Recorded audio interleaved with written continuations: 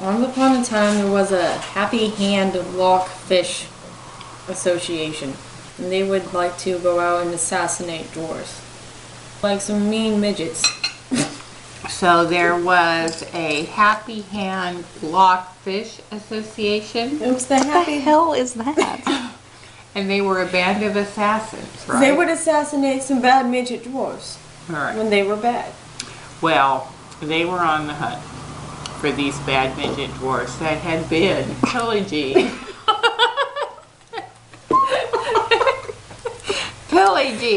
and rampaging through the city. So they chased him into the tallest skyscraper in Dwarfville. It's about the size of a regular house. And they were chasing them from floor to floor, but the dwarves were very smart. There's some bad, were fast pretty, midgets. pretty good. Yeah, they were fast midgets. To evade being caught, jumped into the fountain in the courtyard of the building and hid as the Happy Hand Fish Lock Assassin Association went running by. Then they creeped out of the fountain, went over to the park, and jumped up and hid in a magical tree. So at that point, the HHFAA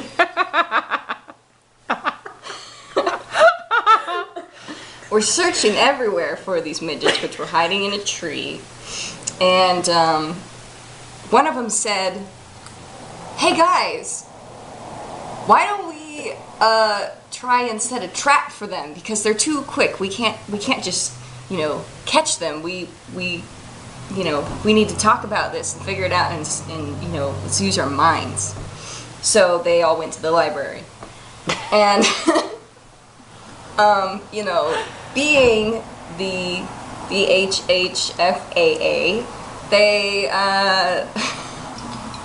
suddenly the scales tipped, and then the dwarves came running out of the back of the library, and they were like, "Ah!" And they had their spears and their knives and stuff, and they were like, "This is it, HHFAA, this is our final showdown." And then it was a big battle, and the dwarves cut their heads off and lived happily forever in their dwarf skyscraper that's the size of a regular house.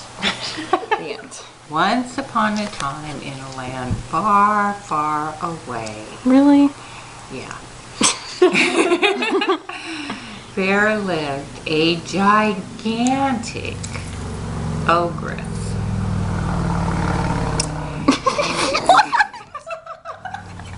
And she always had a magic key tied to her belt. No one in the forest knew what This that is not magic- Shrek, is it? Well, I kind of borrowing. No one knew what the magic key was for. Okay. So how does And then what happened? Well, let's see. And then one day she had to go to the grocery store.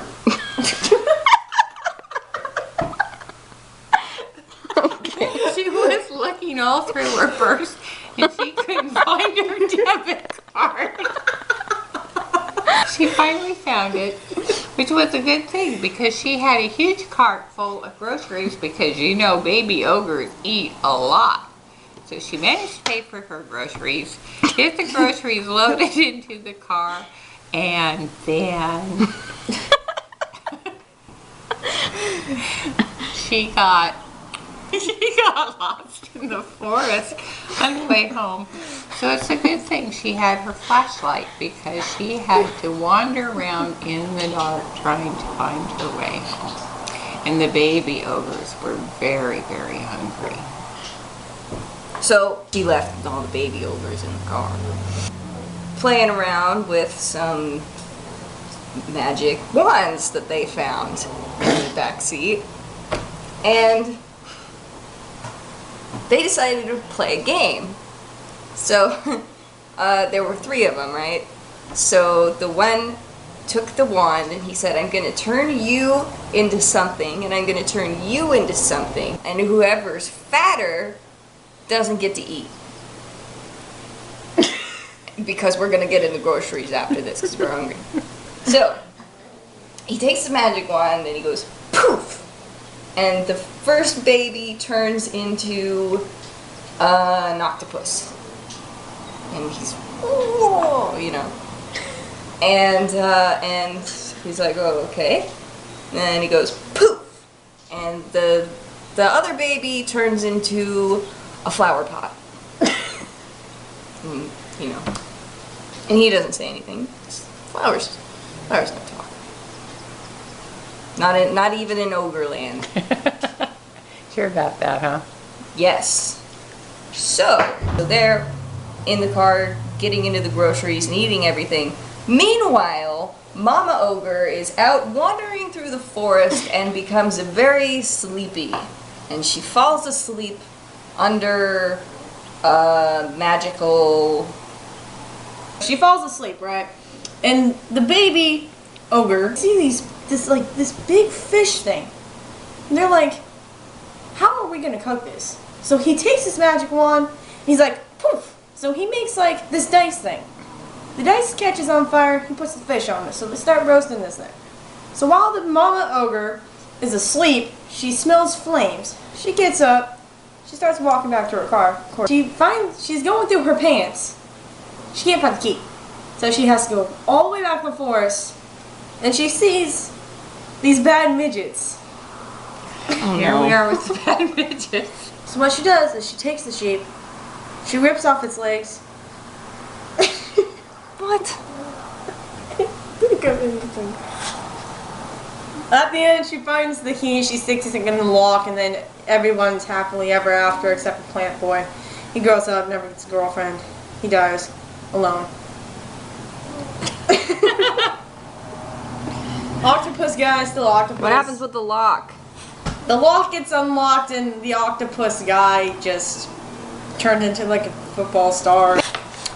Once upon a time in a parallel Donnie Darko-esque universe, Oh gosh. Yes. there was an old man with a cane. He walked around with his cane all the time, you know, like they do. And he had a doctor's appointment. So he goes and he's sitting in the waiting room and he's reading all these magazines that he's not interested in, like Red Book and Cosmo. And so he's waiting and man, he's just looking at the clock and it's like, where is this doctor, you know? And it gets so late that the moon comes out and he's still waiting. He's reading Cosmo, and he sees this Jennifer Aniston in this L, and he starts to sleep, and she and him are going hiking, and they're in this. Right? I wasn't sure where they were going. They're in this jungle or whatever, and she keeps looking at his compass.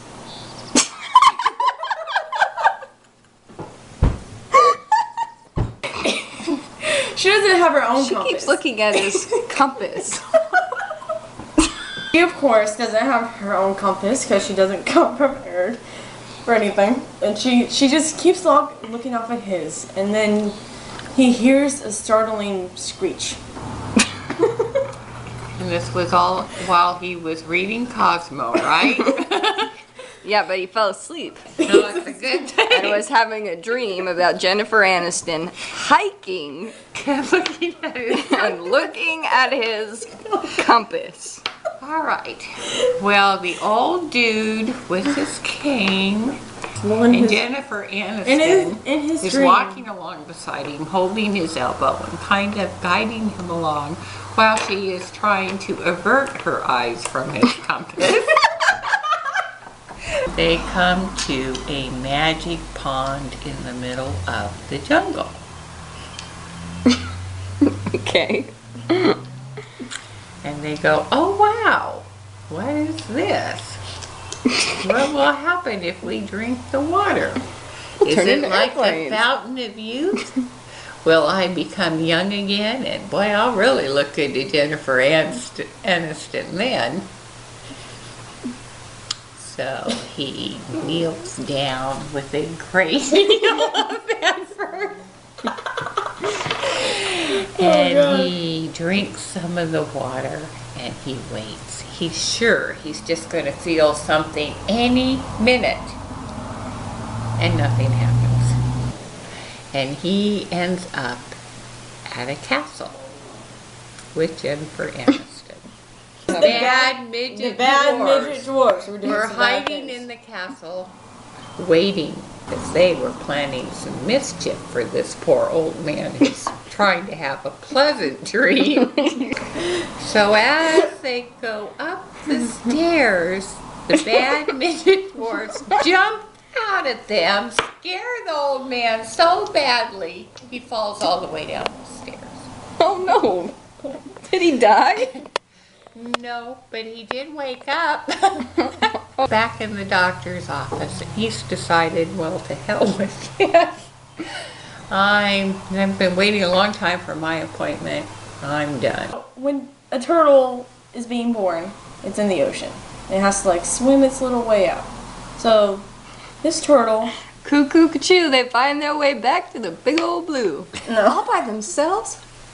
well, his mama was doing some sea rocks, Some seaweed. some seaweed. Yeah. And he turns his little remedial looking hand over, and he like draws a compass with his tongue. What?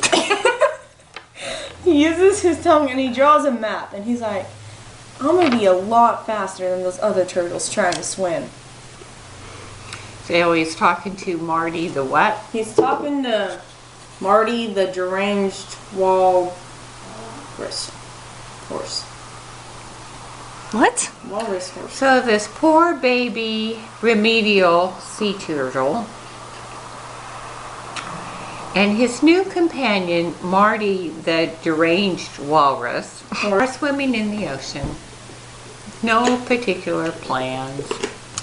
So they have a map that the turtle was licking on his foot. Yeah. And on this map, there is a big question mark. They have decided that leads to treasure. But they're a little bit directionally impaired. And they take a wrong turn and they end up swimming. They're swimming upstream. They have decided they're going to be like the salmon. Oh no.